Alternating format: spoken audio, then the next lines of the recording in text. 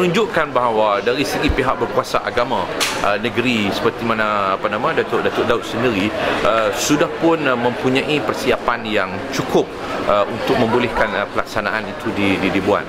Jadi seharusnya bagi saya bahawa pihak kerajaan negeri harus mengambil langkah-langkah yang lebih ke hadapan untuk memastikan persiapan itu berterusan dan pelaksanaannya dapat disempurnakan. Dan yang lebih pentingnya ialah pihak kerajaan boleh memanfaatkan sokongan yang telah pun dibuat oleh Tan Sri Anwar Musa terhadap cadangan tersebut, dan ini membolehkan supaya Tan Sri Anwar Musa boleh menjadi perantara antara kerajaan negeri dan kerajaan pusat untuk membolehkan persetujuan daripada pihak kerajaan pusat itu.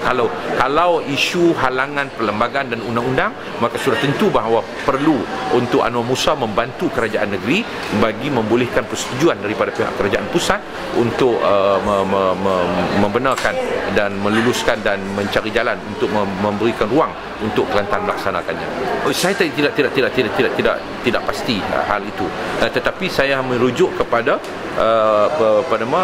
Tan Sri Anwar Musa bersetuju.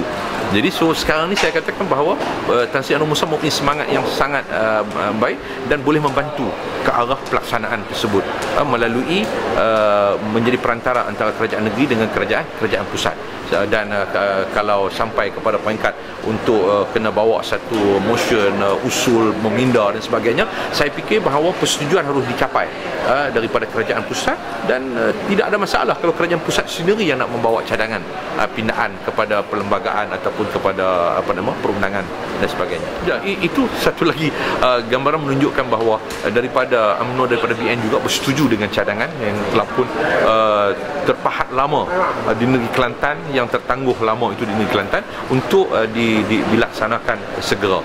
Dan bermakna bahawa kita mempunyai perhubungan yang baik daripada Anwar Musa, daripada Tengku Razali sendiri untuk membantu dari segi perhubungan kerajaan negeri dengan kerajaan pusat.